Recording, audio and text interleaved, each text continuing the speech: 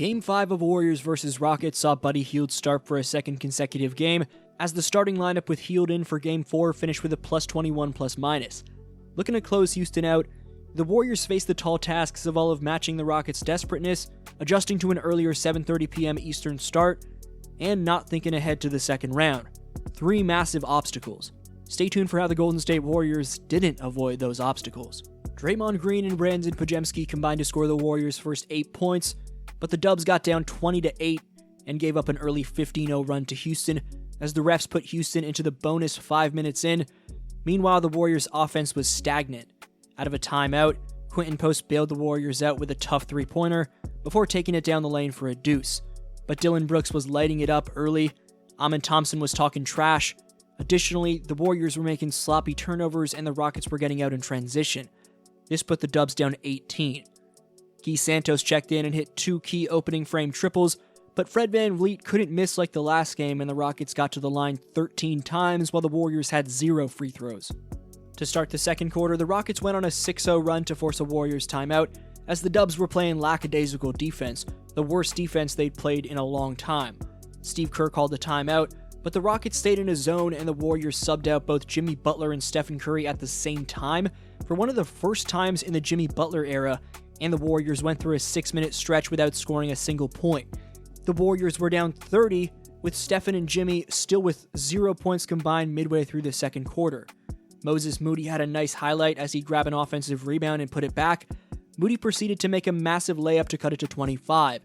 Curry hit a huge 3 to cut the deficit to 23. Jimmy made a nice pass fake before taking it in for the and 1. All of a sudden, the Dubs were on an 18-7 run. However, the Rockets immediately responded with Fred VanVleet hitting an incredible fadeaway triple in traffic. Amen Thompson stripped Curry before taking it in for the and 1 over Jimmy, as Thompson had 5 steals already. With Looney out there, the Rockets were getting whatever they wanted, specifically at the rim to end the quarter, and this was in large part due to Draymond Green being benched for one reason or another. The Warriors were down 27 at half, the second worst deficit at half in a playoff game in team history. The Rockets opened it up to a 30-plus point advantage to start the third, as the shots the Rockets were making were ridiculous. Credit to them for hitting. The Warriors were trading baskets with Houston, but their defense was still soft coming out of the locker room. Therefore, Steve Kerr pulled the plug with 5 minutes left in the third. This was the Rockets' Game 7, as they competed hard in this one, while the Warriors were flat. In Game 6, the Warriors have to set the tone unlike they did in Game 5.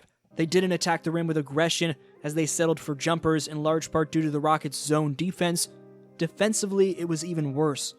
Rotation-wise, Steve Kerr didn't treat this game like the Warriors needed to win it, as whether it was not playing Stephen and Jimmy at once when the Warriors needed a run, or not playing Draymond for practically the entire second quarter, this was a rough showing from the Warriors' man in charge. Additionally, Kerr didn't have his team prepared for this one. That said, the veterans for the Dubs didn't treat this like a closeout game either, as the Warriors have to know just how incredibly challenging it is to eliminate a team in this league, especially the second seed. This Rockets team isn't going down without a fight, and have changed the momentum of this series as it heads back to San Francisco. Fred VanVleet led Houston with 23, while Amen Thompson, Dillon Brooks, and Alperen Şengün combined for 53. It was a lackadaisical showing from Golden State as they got punched in the mouth and couldn't respond.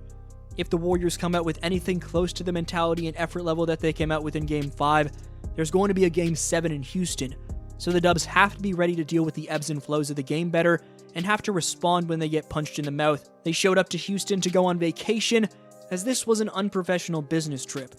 The Warriors made a subconscious decision to show up and play without the proper edge in order to win a playoff game. That's why they have to bounce back in Game 6, in what's a must-win game. A lone bright spot for the Warriors was a second and third string lineup forcing Ime Udoka to go back to his starters.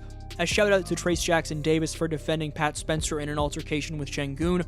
Along with TJD and Spencer, Moses Moody, Kevin Knox, and Guy Santos gave the Warriors good minutes. Let me know your takes down below. This was your boy DflowHoops, and I'll see you next video.